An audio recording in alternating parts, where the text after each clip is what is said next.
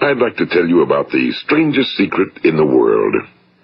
Some years ago, the late Nobel Prize-winning Dr. Albert Schweitzer was being interviewed in London, and a reporter asked him, "Doctor, what's wrong with men today?" And the great doctor was silent a moment, and then he said, "Men simply don't think." It's about this that I want to talk with you. We live today in a golden age. This is an era that man has looked forward to, dreamed of, and worked toward for thousands of years. But since it's here, we pretty well take it for granted. We in America are particularly fortunate to live in the richest land that ever existed on the face of the earth, a land of abundant opportunity for everyone. But do you know what happens? Well, let's take 100 men who start even at the age of 25. Do you have any idea what will happen to those men by the time they're 65? These 100 men who all start even at the age of 25 believe they're going to be successful. If you ask any one of these men if he wanted to be a success, he'd tell you he did. And you'd notice that he was eager toward life, that there was a certain sparkle to his eye, an erectness to his carriage, and life seemed like a pretty interesting adventure to him. But by the time they're 65, 1 will be rich. 4 will be financially independent. 5 will still be working. 54 will be broke. Now think a moment. Out of the 100, only 5 make the grade. Now why do so many fail? What has happened to the sparkle that was there when they were 25? What's become of the dreams, the hopes, the plans? And why is there such a large disparity between what these men intended to do and what they actually accomplished? When we say about 5% achieve success, we have to define success. And here's the best definition I've ever been able to find. Success is the progressive realization of a worthy ideal. If a man is working toward a predetermined goal and knows where he's going, that man is a success. If he's not doing that, he's a failure. Success is the progressive realization of a worthy ideal. Rollo May, the distinguished psychiatrist, wrote a wonderful book called Man's Search for Himself. And in this book he says, the opposite of courage in our society is not cowardice. It is conformity. And there you have the trouble today. It's conformity, people acting like everyone else without knowing why, without knowing where they're going. Now think of it. In America right now, there are over 18 million people 65 years of age and older. And most of them are broke. They're dependent on someone else for life's necessities. Now, we learn to read by the time we're 7. We learn to make a living by the time we're 25. Usually by that time, we're not only making a living, we're supporting a family. And yet by the time we're 65, we haven't learned how to become financially independent in the richest land that has ever been known. Why? We conform. And the trouble is that we're acting like the wrong percentage group, the 95 who don't succeed. Now, why do these people conform? Well, they really don't know. These people believe that their lives are shaped by circumstances, by things that happen to them, by exterior forces. They're outer-directed people. A survey was made one time that covered a lot of men, working men, and these men were asked, "Why do you work? Why do you get up in the morning?" 19 out of 20 had no idea. If you ask them, they'll say, well, everyone goes to work in the morning, and that's the reason they do it, because everyone else is doing it. Now let's get back to our definition of success. Who succeeds? The only person who succeeds is the person who is progressively realizing a worthy ideal. He's the person who says, I'm going to become this, and then begins to work toward that goal. I'll tell you who the successful people are. A success is the school teacher who's teaching school because that's what he or she wants to do. The success is the woman who's a wife and mother because she wanted to become a wife and mother and is doing a good job of it. The success is the man who runs the corner gas station because that was his dream. That's what he wanted to do. The success is the successful salesman who wants to become a top-notch salesman and grow and build with his organization. A success is anyone who is doing deliberately a predetermined job because that's what he decided to do deliberately. But only 1 out of 20 does that. That's why today there isn't really any competition unless we make it for ourselves. Instead of competing, all we have to do is create. You know, for 20 years, I looked for the key which would determine what would happen to a human being. Was there a key I wanted to know which would make the future a promise that we could foretell to a large extent? Was there a key that would guarantee a person's becoming successful if he only knew about it and knew how to use it? Well, there is such a key, and I've found it. Have you ever wondered why so many men work so hard and honestly without ever achieving anything in particular, and others don't seem to work hard and yet seem to get everything? They seem to have the magic touch. You've heard them say that about someone. Everything he touches turns to gold. And have you ever noticed that a man who becomes successful tends to continue to become successful? And on the other hand, have you noticed how a man who's a failure tends to continue to fail? Well, it's because of goals. Some of us have goals, some don't. People with goals succeed because they know where they're going. It's that simple. Think of a ship leaving a harbor, and think of it with the complete voyage mapped out and planned. The captain and crew know exactly where it's going and how long it'll take. It has a definite goal. Now, 9,999 times out of 10,000, it will get to where it started out to get. Now, let's take another ship, just like the first, only let's not put a crew on it or a captain at the helm. Let's give it no aiming point, no goal, no destination. We just start the engines and let it go. I think you'll agree with me that if it gets out of the harbor at all, it will either sink or wind up on some deserted beach, a derelict. It can't go anyplace because it has no destination and no guidance, and it's the same with a human being. Take the salesman, for example. There's no other person in the world today with the future of a good salesman. Selling is the world's highest-paid profession, if we're good at it and if we know where we're going. Every company needs top-notch salesmen, and they reward those men. The sky's the limit for them. But how many can you find? Someone once said the human race is fixed, not to prevent the strong from winning, but to prevent the weak from losing. The American economy today can be likened to a convoy in time of war. The entire economy is slowed down to protect its weakest link, just as the convoy had to go at the speed that would permit its slowest vessel to remain in formation. That's why it's so easy to make a living today. It takes no particular brains or talent to make a living and support a family today. So we have a plateau of so-called security, if that's what a person's looking for. But we do have to decide how high above this plateau we want to aim. Now let's get back to the strangest secret in the world, the story that I wanted to tell you today. Why do men with goals succeed in life and men without them fail? Well, let me tell you something which, if you really understand it, will alter your life immediately. If you understand completely what I'm going to tell you from this moment on, your life will never be the same again. You will suddenly find that good luck just seems to be attracted to you.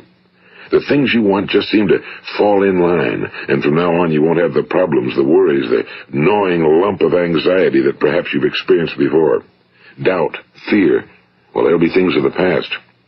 Here's the key to success and the key to failure. We become what we think about. Now let me say that again.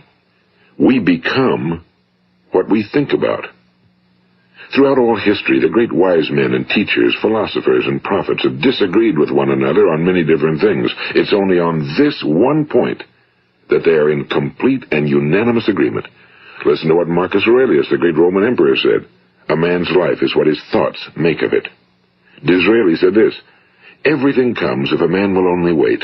I've brought myself by long meditation to the conviction that a human being with a settled purpose must accomplish it, and that nothing can resist a will that will stake even existence for its fulfillment. Ralph Waldo Emerson said this, a man is what he thinks about all day long.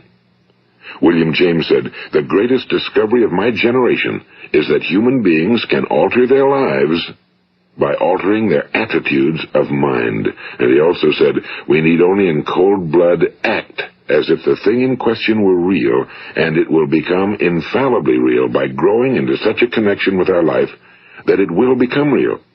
It will become so knit with habit and emotion that our interest in it will be those which characterize belief. And he also said, if you only care enough for a result, you will almost certainly attain it.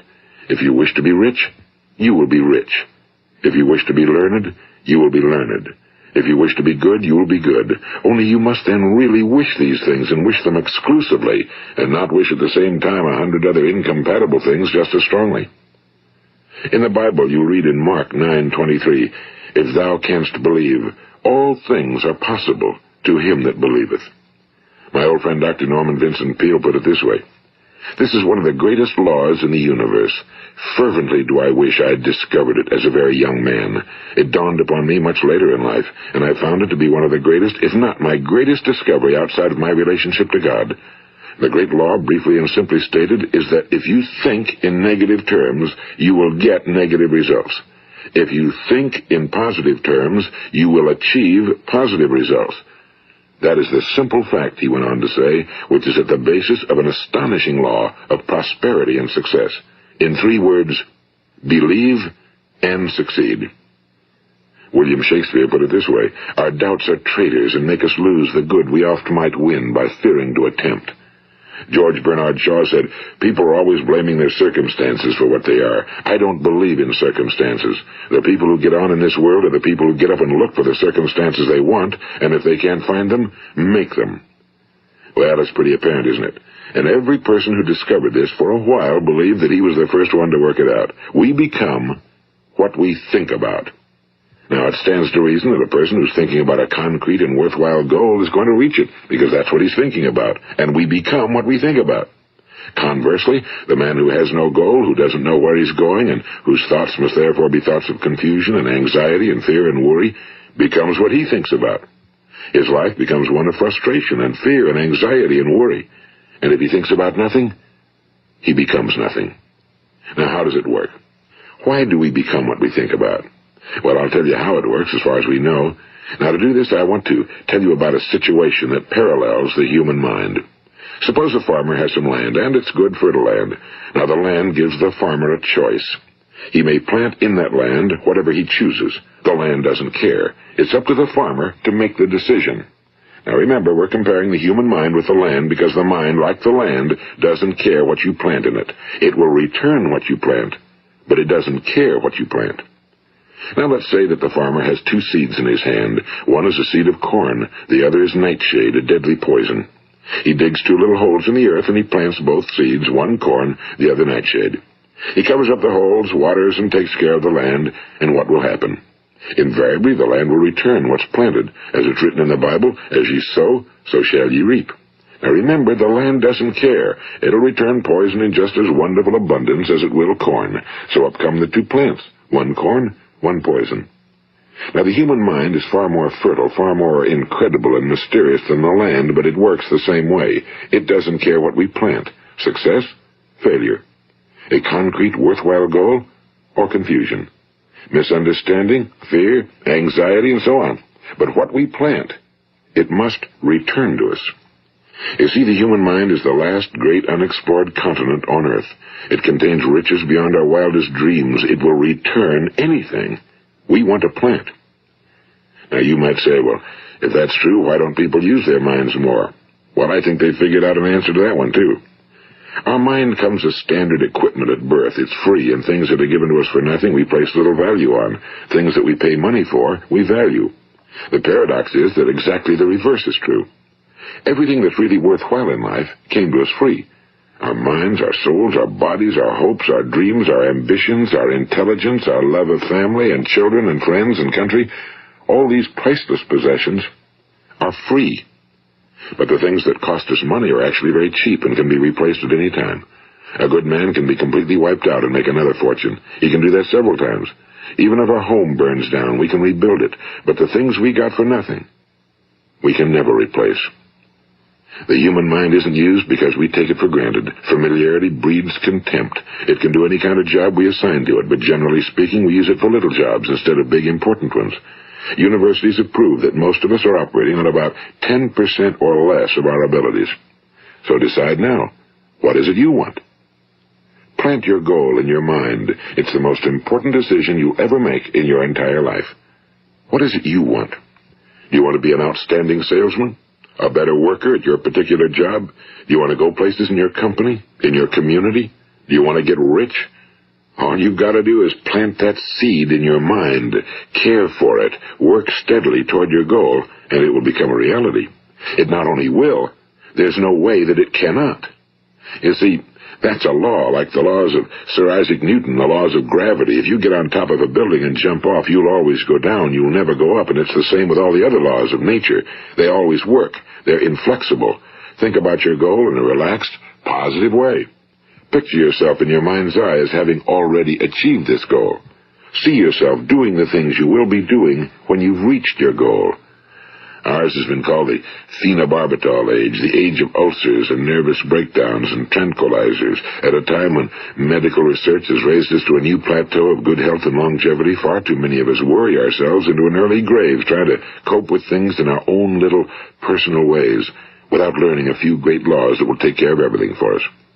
These things we bring on ourselves through our habitual way of thinking. Every one of us is the sum total of his own thoughts. He is where he is because that's exactly where he really wants to be, whether he'll admit that or not. Each of us must live off the fruit of his thoughts in the future, because what you think today and tomorrow, next month and next year, will mold your life and determine your future. You're guided by your mind. I remember one time I was driving through eastern Arizona, and I saw one of those giant earth-moving machines roaring along the road at about 35 miles an hour with what looked like 30 tons of dirt in it. A tremendous, incredible machine, and there was a little man perched way up on top with the wheel in his hands guiding it. And as I drove along, I was struck by the similarity of that machine to the human mind. Just suppose you're sitting at the controls of such a vast source of energy. Are you going to sit back and fold your arms and let it run itself into a ditch? Or are you going to keep both hands firmly on the wheel and control and direct this power to a specific, worthwhile purpose? It's up to you. You're in the driver's seat. You see, the very law that gives us success is a two-edged sword. We must control our thinking. The same rule that can lead a man to a life of success, wealth, happiness, and all the things he ever dreamed of for himself and his family. That very same law can lead him into the gutter. It's all in how he uses it, for good or for bad. This is the strangest secret in the world. Now, why do I say it's strange, and why do I call it a secret? Actually, it isn't a secret at all. It was first promulgated by some of the earliest wise men, and it appears again and again throughout the Bible, but very few people have learned it, understand it. That's why it's strange, and why for some equally strange reason it virtually remains a secret. I believe that you could go out and walk down the main street of your town and ask one man after another what the secret of success is, and you probably wouldn't run into one man in a month who could tell you. Now, this information is enormously valuable to us if we really understand it and apply it. It's valuable to us not only for our own lives, but the lives of those around us, our families, employees, associates, and friends. Life should be an exciting adventure. It should never be a bore. A man should live fully, be alive. He should be glad to get out of bed in the morning. He should be doing a job he likes to do because he does it well. One time I heard Grove Patterson, the great late editor-in-chief of the Toledo Daily Blade, make a speech, and as he concluded his speech, he said something I've never forgotten. He said, "My years in the newspaper business have convinced me of several things. Among them, that people are basically good, and that we came from someplace, and we're going someplace. So we should make our time here an exciting adventure. The architect of the universe didn't build a stairway leading nowhere." And the greatest teacher of all, the carpenter from the plains of Galilee, gave us the secret time and time again. As ye believe, so shall it be done unto you. I've explained the strangest secret in the world and how it works. Now, on this side, I want to explain how you can prove to yourself the enormous returns possible in your own life by putting this secret to a practical test. I want you to make a test that will last 30 days. It isn't going to be easy, but if you'll give it a good try, it will completely change your life for the better. Now, back in the 17th century, Sir Isaac Newton, the English mathematician and natural philosopher, gave us some natural laws of physics which apply as much to human beings as they do to the movement of bodies in the universe. And one of these laws is that for every action, there is an equal and opposite reaction. Simply stated, as it applies to you and me, it means we can achieve nothing without paying the price. The results of your 30-day experiment will be in direct proportion to the effort you put forth. To be a doctor, you must pay the price of long years of difficult study. To be successful in selling, and remember that each of us succeeds to the extent of his ability to sell. Selling our families on our ideas, selling education in schools, selling our children on the advantages of living the good and honest life, selling our associates and employees on the importance of being exceptional people. To, of course, the profession of selling itself. But to be successful in selling our way to the good life, we must be willing to pay the price. Now, what is that price? Well, it's many things. First, it's understanding emotionally, as well as intellectually, that we literally become what we think about, that we must control our thoughts if we're to control our lives. It's understanding fully that as ye sow, so shall ye reap. Second, it's cutting away all fetters from the mind and permitting it to soar as it was divinely designed to do. It's the realization that your limitations are self-imposed and that the opportunities for you today are enormous beyond belief. It's rising above narrow-minded pettiness and prejudice. And third, it's using all your courage to force yourself to think positively on your own problem, to set a definite and clearly defined goal for yourself, to let your marvelous mind think about your goal from all possible angles, to let your imagination speculate freely upon many different possible solutions, to refuse to believe that there are any circumstances sufficiently strong to defeat you in the accomplishment of your purpose, to act promptly and decisively when your course is clear, and to keep constantly aware of the fact that you are, at this moment, standing in the middle of your own acres of diamonds, as Russell Conwell used to point out.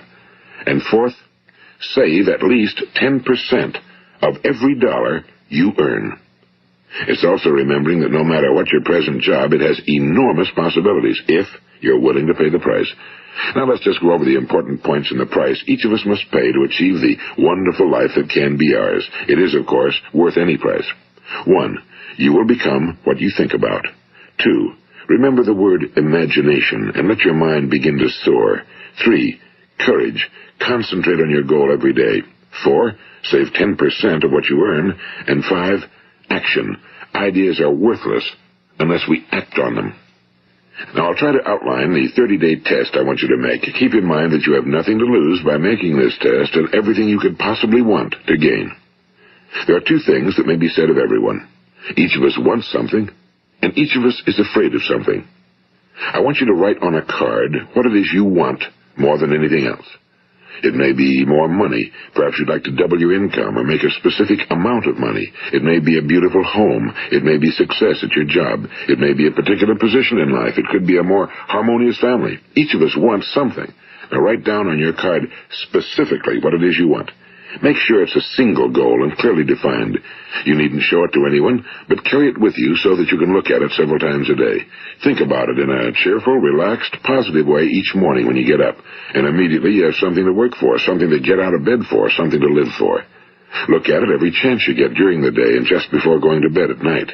And as you look at it, remember that you must become what you think about, and since you're thinking about your goal, you realize that soon it will be yours. In fact, it's yours really the moment you write it down and begin to think about it. Look at the abundance all around you as you go about your daily business. You have as much right to this abundance as any other living creature. It's yours for the asking. Now we come to the difficult part. Difficult because it means the formation of what is probably a brand new habit, and new habits are not easily formed. Once formed, however, it will follow you for the rest of your life. Stop thinking about what it is you fear. Each time a fearful or negative thought comes into your consciousness, replace it with a mental picture of your positive and worthwhile goal. And there will come times when you'll feel like giving up.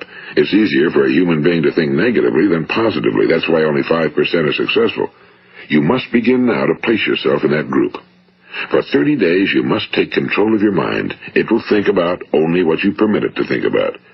Each day for this 30-day test, do more than you have to do. In addition to maintaining a cheerful, positive outlook, give of yourself more than you've ever done before.